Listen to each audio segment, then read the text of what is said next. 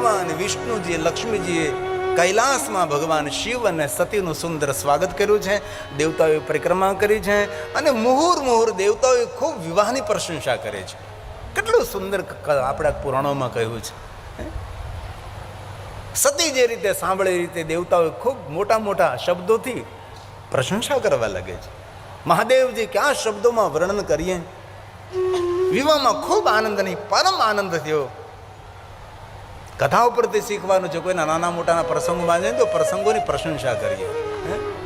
પ્રસંગમાંથી કમી નહીં કાઢીએ, તેની ભૂલ નહીં કાઢીએ. આપણે દેવતાઓ પ્રશંસા કરતા કરતા મુહુર્ એકબીજા મળીને કહે બહુ મજા આવી. કેમ? વિવાહમાં લગ્નમાં ખૂબ આનંદ કર્યો.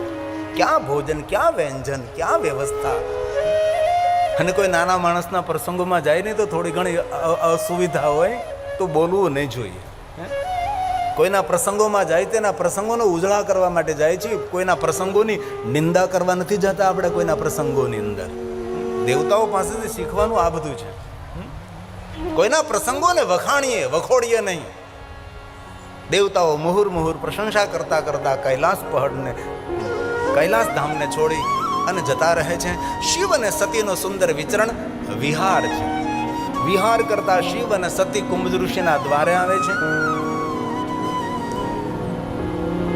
અને કુંભજ ઋષિ સુંદર સ્વાગત કરે છે. અગસ્ત્ય ઋષિ, અને ક્યારેય તમે મહાકાલ જાઓ, ઉજ્જૈન નગરી, શિવપ્રિયા શિવપ્રણના તટ પર અવંતી નગરી, જેના આનંદનો કોઈ અંત નથી. અવંતી, જ્યાં 84 મહાદેવમાં પહેલું મહાદેવ અગસ્ત્ય મહાદેવ છે. અમારા મનોજપુરીજી ત્યાંના મહંત શરી છે, પુરીનામાં છે. અમે જેમ ગીરી, પુરી, ભારતી, વન, તીર્થ, સાગર, સરસ્વતી, દશનામાની નમો નમઃ. 84 મહાદેવની યાત્રા કરજો. મહાકાલેશ્વર મહાદેવનું જે શિવલિંગ છે મહાકાલ વનની અંદર, લિંગોમાં સેનાપતિ છે મહાકાલેશ્વર. પણ મહાકાલેશ્વર કરતા પણ પ્રાચીન, અતિ પ્રાચીન ભગવાન મહાદેવના લિંગ સ્વરૂપો 84 મહાદેવ છે. 84 મહાદેવની યાત્રા થાય છે. પણ ભાગ્યે જ કોઈ ગુજરાતી જતો હોય છે, નહીંવત જતો જ નથી. એમાં પહેલું જે શિવલિંગ છે અગસ્ત્ય મહાત્મા દ્વારા સ્થાપિત શિવલિંગ છે. ભગવાન શંકરજીએ કહ્યું, કુંભજ ઋષિ, સુંદર મધુર મધુરી વાણી સત્સંગ. ભગવાન રામની થોડી કથા સંભળાવો. રામ કથા મુનિ બર્જ બખાની, સોની મહેશ પરમ સુખમાની. એક વાત યાદ રાખવી, જે માણસને ભગવાનની કથામાં, ભગવાનના દર્શનમાં, પૂજામાં, અર્ચનમાં, ભગવાનના નામ સ્મરણમાં જેને આનંદ ન મળે એને દુનિયામાં કોઈ જગ્યાએ આનંદ ન મળે. કારણ કે આનંદનું ઠેકાણું જ ભગવાન છે. આનંદનું ઠેકાણું ભજન છે, સ્મરણ છે, જપ, તપ, સાધના, અનુષ્ઠાન, ઉપાસના, દેવ દર્શન, તીર્થ યાત્રા. થોડું ઘણું ઘર વ્યવહારનું કામ પૂરું થાય એટલે યાત્રા કરવી જોઈએ. ઘરમાં પૂરું થાય છે. ઘણા માણસો ન 12 જ્યોતિર્લિંગની યાત્રા કરે, ન 4 ધામની યાત્રા કરે, ન ગોકુલ મથુરાની યાત્રા કરે, ન દ્વારકા સોમનાથની યાત્રા કરે. એક યાત્રા કરે, અંતિમ યાત્રા. એ તો કરવી પડે છે, મજબૂરી છે. અને તેથી અંતિમ યાત્રાને મંગલમય બનાવ્યું હોય તો જ્યારે જ્યારે સમય મળે ત્યારે યાત્રા કરો. ભારત દેશના 4 ધામની યાત્રા કરી, હિમાલય પહાડના 4 ધામની યાત્રા કરીએ આપણે. બદ્રી, કેદાર, ગંગોત્રી, યમનોત્રી, પંચ કેદાર. અને કોઈ મોટી કોઈ બડાઈ કરતો હોય ને કે અમારા મંદિરો મોટા છે ને, અમારા મંદિરો મોટા છે ને, અમારા મંદિરો આમ છે, અમારા મંદિરો આમ છે, એને કાન ખોલીને કહી દેજો કે આ દુનિયામાં, આ ધરતી પર ઊંચામાં ઊંચું કોઈ મંદિર હોય તો મારા મહાદેવનું મંદિર છે. પંચ કેદારમાં એક કેદાર ભગવાન શંકરજી છે. પંચ કેદાર છે. પંચ કેદારનો અદ્ભુત મહિમા છે.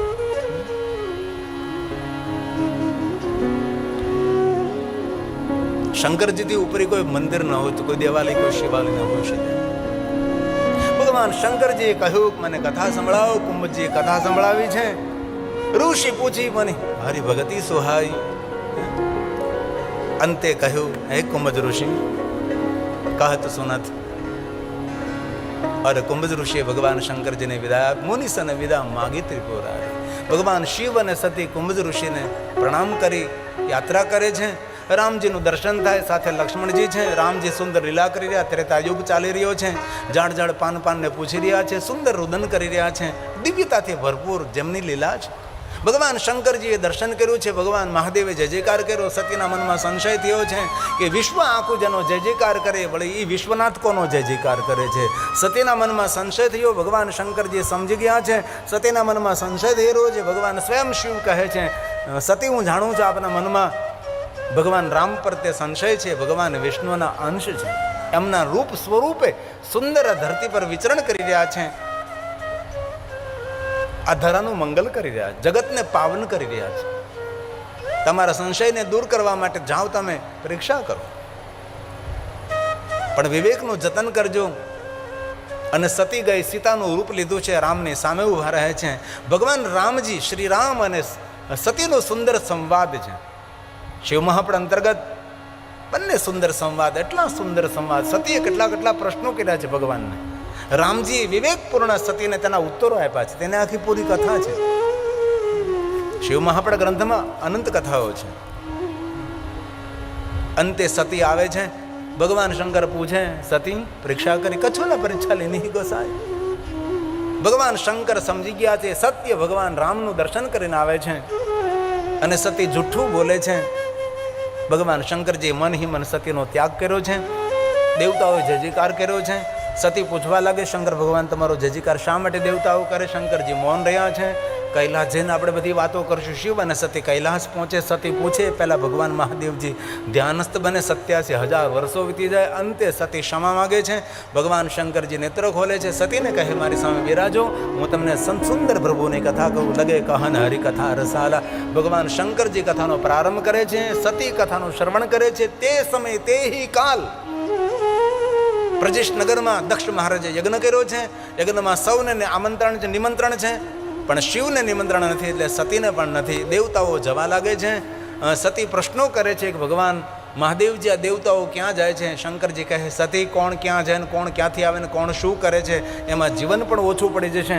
તેથી પ્રભુની કથા સાંભળો. ને આપણા સૌનો આવી જ હાલત છે. કોણ ક્યાં જાય ને કોણ શું કરે છે ને કોણ આમ કરે ને તેમ કરે.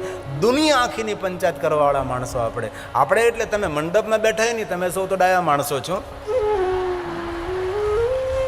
પહેલાં તો કોઈની નિંદા કરવા માટે કોઈના ઘરે જવું પડતું હતું.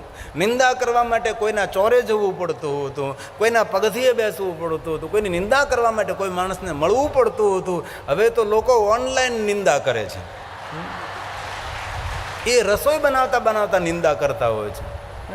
અરે ભાઈ, નિંદા સમાન કોઈ પાપ નહીં, સત્સંગ સમાન કોઈ પુણ્ય નહીં.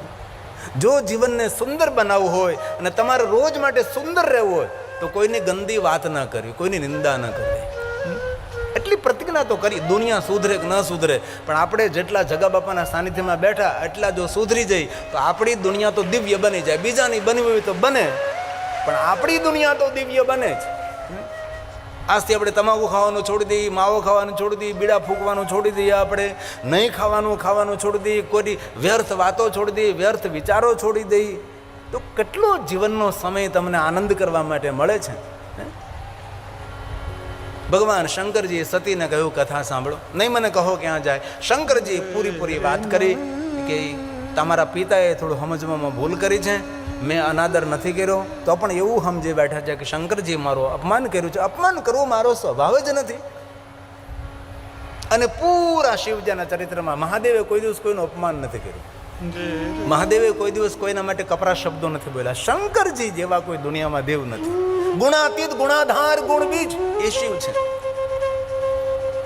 પૂરી દુનિયાની પૂરો વિશ્વ ભેગો થાય તો પણ શંકર ભગવાનમાંથી એક પણ દુર્ગુણ કોઈ શોધી ન શકે એવા શંકર ભગવાન છે.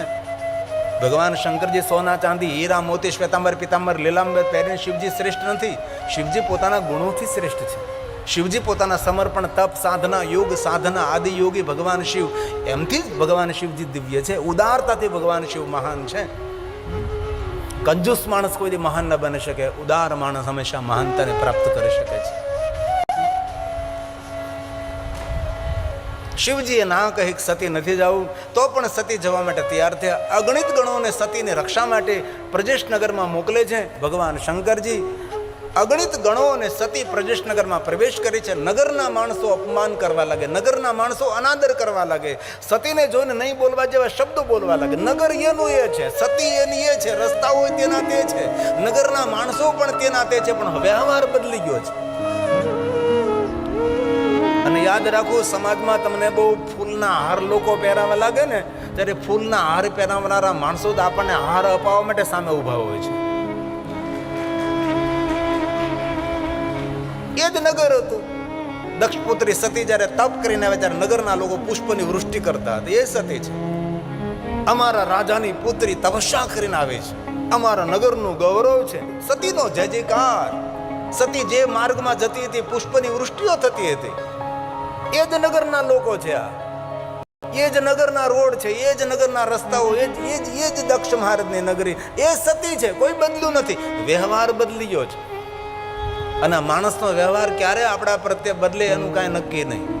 એટલે દુનિયાની વાહ સામે બહુ જોવું નહીં, અને કોઈ આપણા માટે ગંદા શબ્દો બોલે તો પણ જોવું. પણ એક વાત મહામંત્રની જેમ યાદ રાખજો, ક્યારે આપણી નિંદા કોઈ કરે, આપણા માટે ક્યારે ગંદા શબ્દો બોલે, તો આપણા માટે ગંદા શબ્દો નથી બોલતો, એ આપણા માટે નિંદા નથી કરતો, એના બાપ દાદાની ઓળખાણ આપે છે કે અમારા બાપ દાદાએ આવા સંસ્કાર અમને આપ્યા છે. બધા જ આવી રીતે બોલવાના સંસ્કારો અમને આપ્યા છે. એના બાપ દાદાની ઓળખાણ, તેના ખાનદાનની ઓળખાણ છે. ડાયો માણસ કોઈ દિવસ બીજા માટે નબળું ના બોલે. સતીનો અનાદર થયો છે, તો પણ સતીનો પગ ભારે થયો. પિતાના આંગણે જાય છે. માં વીરણી પોતાની પુત્રીની રાહ જોવે છે, કારણ કે માં છે ને, દીકરી સાસરે ગઈ હોય તો માને દીકરીની બહુ ચિંતા હોય. માને તો દીકરીની ચિંતા હોય, પણ માં કરતા 10 ગણી ચિંતા દીકરીના બાપને હોય છે. અને તમારા ઘરમાં કોઈની દીકરી પુત્ર વધુ બનીને આવ્યું હોય ને, અને એ પુત્ર વધુને જ્યારે દુઃખ આપો છો ને, ત્યારે એ દીકરીનો નિહાપો લાગે કે ન લાગે, પણ એના બાપનો નિહાપો જરૂર લાગે છે. આપણું કુળ ઉજ્જડ થઈ જાય છે. તમારા ઘરમાં પુત્ર વધુ બનીને આવ્યું કોઈની દીકરી, તો તેને ખૂબ સાચવજો, ખૂબ લાગણીને, પ્રેમ અને હેત અને માન સન્માનથી રાખજો. કોઈ બાપનું હૃદય છે, કોઈ બાપના હૃદયનો ધબકાર છે. માં અને દીકરી હેત અને પ્રેમથી એકબીજાના ખંભા પર માથું નાખી અને ખૂબ પ્રેમથી મળે છે. અને માતા વીરણી ધીમેકથી કહે છે, બેટા પુત્રી સતી, તને તારા પિતાએ નિમંત્રણ નથી આપ્યું, પણ મને ભરોસો હતો દીકરી તું તો જરૂર આવીશ જ. જા બેટા સતી, યજ્ઞનાળના દર્શન કર અને જલ્દી પાછી આવ. આપણે મા દીકરી બેઠા બેઠા સુખ અને દુઃખની વાતો કરીએ. અને સાસરે ગયેલી દીકરી ક્યારે પિયરમાં આવે ને, તો ભોજાઈઓને ભાભીઓને મારી પ્રાર્થના છે, તે મા દીકરીને શાંતિથી બેસવા દેજો ને મીઠી મીઠી વાતો કરવા દેજો, એકબીજાના કોઠા ઠાલવવા દેજો. એમ કહેજો, નંદબા તમે આવ્યા છો ને, તો રસોઈ હું બનાવીશ, ઘરનું કામ બધું હું કરીશ, બા તમારે જ કાંઈ કામ નથી. મા દીકરી બેસો ને સરસ વાતો કરો. પણ ભાભીને તેમ જ થાય કે આ મારી જ વાતો કરશે બે જણી. નહીં, એ તો એમના અંતરના હૃદયના ઉદ્ગાર ઠલવતા હોય છે. માં વીરણીએ કહ્યું કે જા બેટા પુત્રી સતી, જલ્દી આવ, આપણે સુખ દુઃખની વાતો કરીએ. પણ માને ખબર થોડી છે કે સતીની છેલ્લી મુલાકાત, સતીની અંતિમ મુલાકાત છે. સતી યજ્ઞનાળના દર્શન કરવા જાય છે, જીવનભર પાછા નથી ફરવાના. એ માં વીરણીને ખબર નથી, એમ આપણને પણ ખબર નથી કે આપણા જીવન માર્ગમાં જે માણસ મળે છે, બીજી વાર મળવાનો નહીં મળવાનો શું ખબર. તેથી જીવન માર્ગમાં જે મળે તેની સાથે સારો વ્યવહાર કરો, મધુર વ્યવહાર કરો, માન સન્માન સાથેનો વ્યવહાર કરો. બાકી મનની મનમાં રહી જાય. ઘરેથી આપણો દીકરો, પતિ કે પિતા કોઈ પણ ઘરથી વિદાય લેતો હોય, પ્રસન્ન મુખમુદ્રાથી વિદાય કરો. ઘરની બહાર પગ મૂકીને પાછો ઘરે આવવાનું આપણને ખબર નથી. રાત્રે પોતપોતાના ઓરડામાં સુવા જાઓ, દરેક સાથે સમાધાન કરી લો, ક્ષમા યાચના કરી લો, વાતનું વાવેતર ન કરો. કારણ કે રાત્રે માણસ સૂઈ ગયો, સવારમાં ઊભો થાય ને, એ તો મહાદેવની કૃપા હોય તો સવારમાં માણસ ઊભો થઈ શકે છે. બાકી રોજ માટે સૂતો રહે, એવા અનેક સૂતા રહે છે. સવારમાં આંખ ખુલે એટલે ભગવાનને આભાર વ્યક્ત કરો, ભગવાન તે મને નવો દિવસ જીવવા માટે આપ્યો છે, અને સુંદર મને દિવસ આપ્યો છે, તો સારા દિવસોમાં સારું કાર્ય કરીશું, સારું કામ કરી, કોઈના માટે સારું બોલીશ, સારું જીવીશ.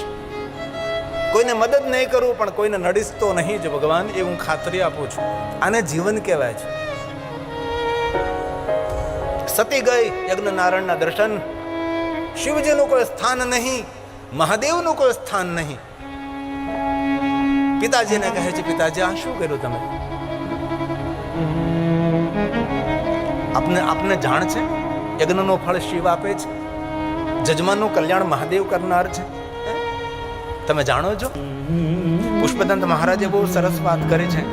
આમાં જે મહાદેવના ભક્તો તેને ખબર હોય, કૃતો સુપ્તો જાગ્રતો, ક્રતો સુપ્તો જાગ્રત ત્વમસી ફલ યોગે ક્રતુમલા ક્વ કર્મ પ્રદ્વસ્તમ ફલતિ પુરુષારાધન મૃતે. સતી કહે છે મહાદેવ ફળ આપનારા છે, જજમાનનું મંગલ કરનારા છે, યજ્ઞમાં શિવ નથી. દક્ષ મહારાજ પોતાના પુત્રનો અનાદર કરે છે. દીકરાનું ક્યારે અપમાન થાય ને તો દીકરો સહન કરી શકે છે, પણ ભૂલથી દીકરીનું અપમાન ન કરવું. દીકરીને બહુ દુઃખ લાગે છે. દીકરીના મા ઉપર જરૂર પ્રેમ હોય, પણ દીકરીનો સ્વભાવ છે મા કરતા વધારે 10 ગણો પ્રેમ દીકરી હંમેશા પિતાને કરતી હોય છે. અને બહુ હૃદયથી વાત કરું છું, સાધુ છું. દરેક મા બાપને મારી હૃદયની એક પ્રાર્થના છે, તમારી દીકરીઓને તમે સાચો પ્રેમ આપતા હશો ને તો તમારી દીકરી ખોટી જગ્યાએ પ્રેમની શોધ કરવાની છે, કંઈ ભૂલી નહીં પડે દીકરીઓ. તેથી ઘરમાં દીકરીને આદર મળવો જોઈએ, દીકરીને પ્રેમ અને લાગણી મળવી જોઈએ. ખુલ્લા દિલથી દીકરી તમારી સાથે કંઈ વાતો કરી શકવી જોઈએ. નો ડિસ્ટન્સ. શા માટે દૂરી રાખવી જોઈએ? સતીને યાદ આવ્યું દક્ષ મહારાજ જ્યારે સૌનો અનાદર કરશે, શિવનો અનાદર, હવે મારી લીલાનો અંત, હવે પૂર્ણ થશે મારી લીલા. સતી યોગાગ્નિ પ્રગટ કરે છે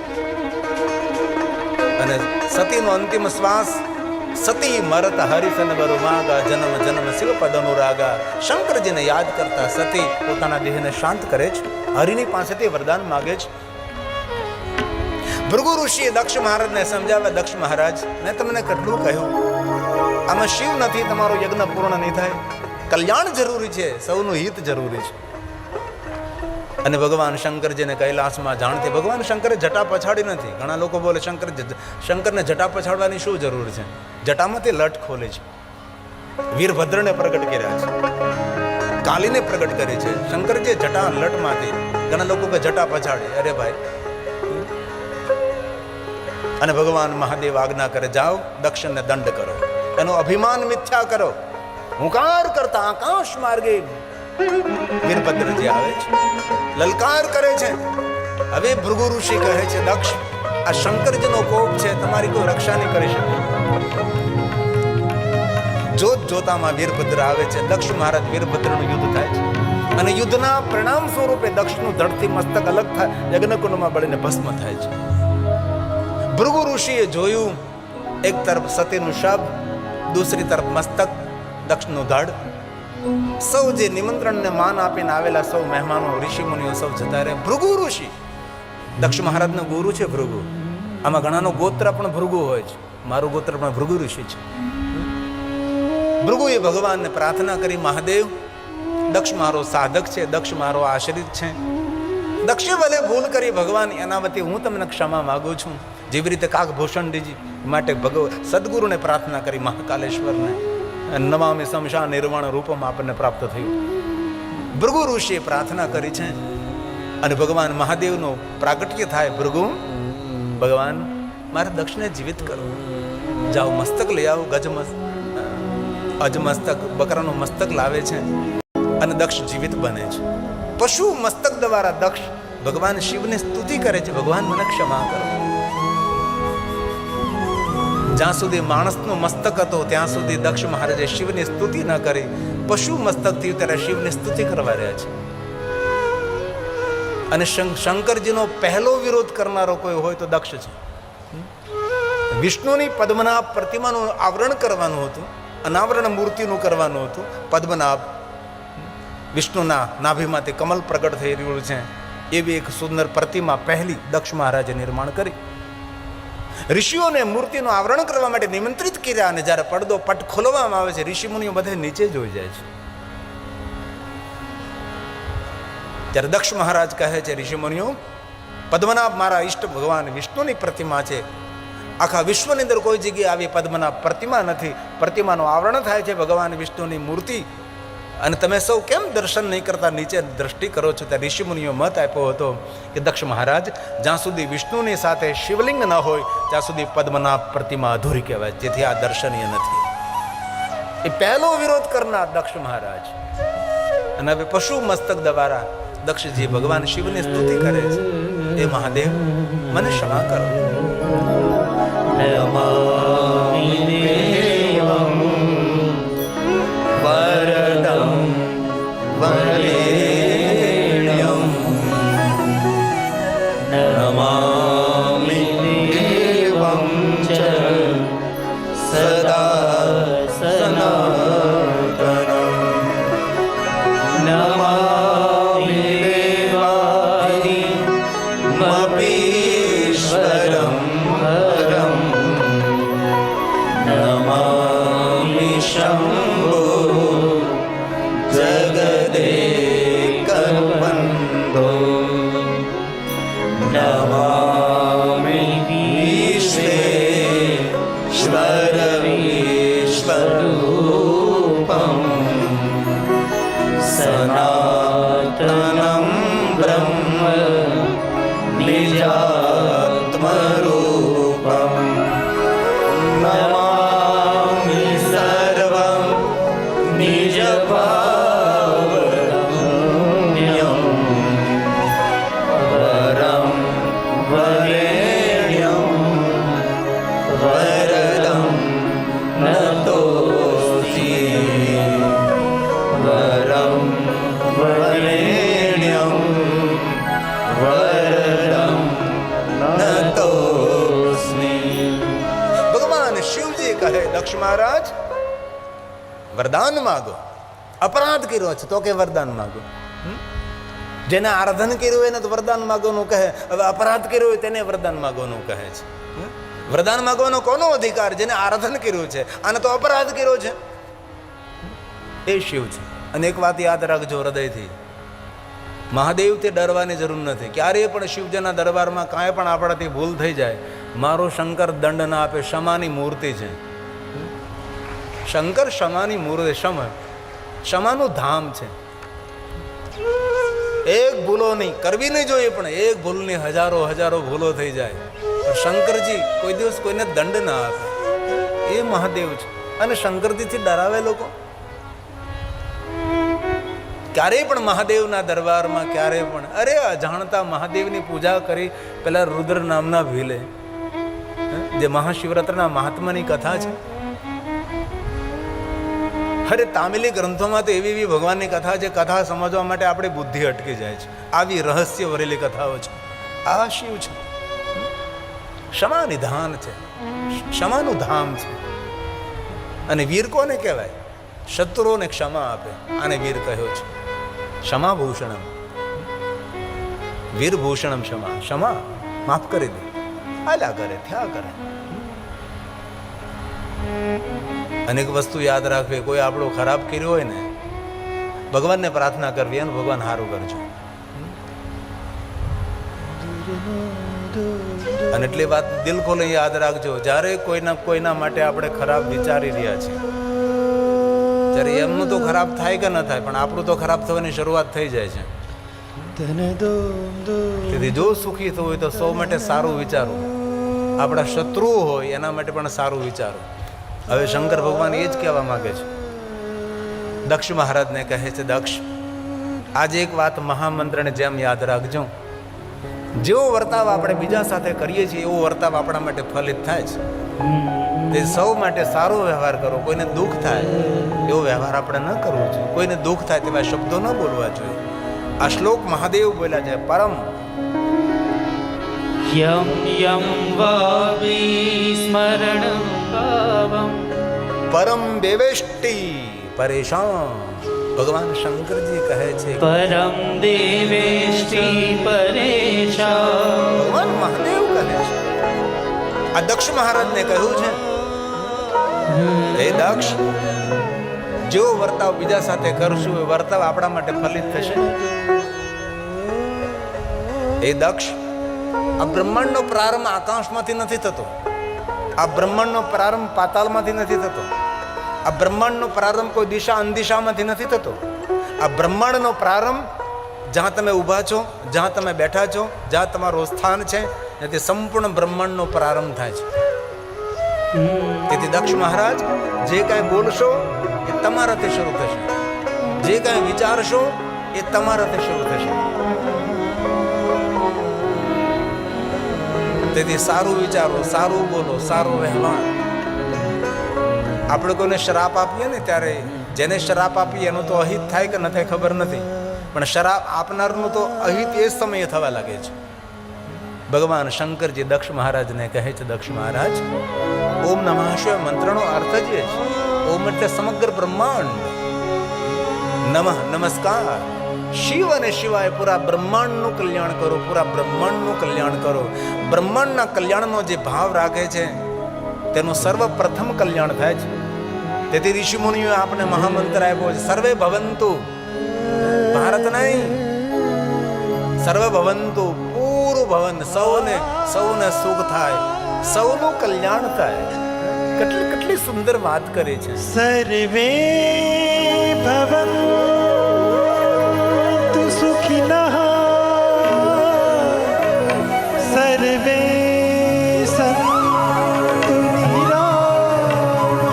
સૌને આરોગ્ય મળે, નિરામય, સૌને આરોગ્ય મળે, સૌનું સુખ મળે, સૌનું સારું થાય. ઋષિમુનિ ભગવાને શું કહ્યું?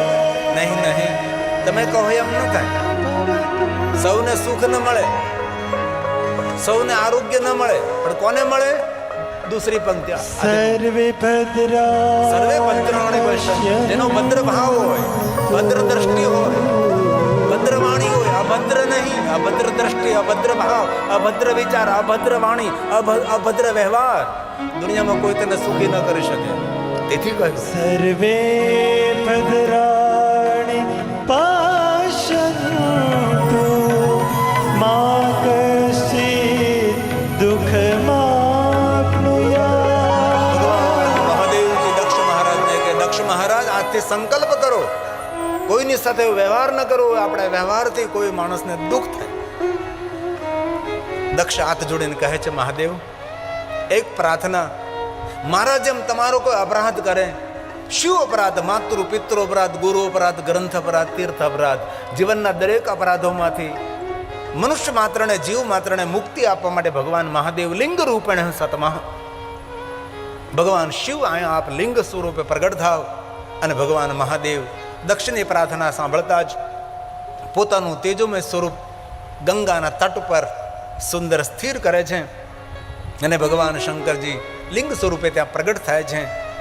અને ભગવાન સ્વયં શિવ કહે છે, દક્ષ મહારાજ આપની પ્રાર્થનાથી નિરાકાર પ્રતીક સ્વરૂપે, અંશ સ્વરૂપે પ્રગટ રહું છું, તેથી આ શિવલિંગ તમારા નામથી પ્રસિદ્ધ થશે.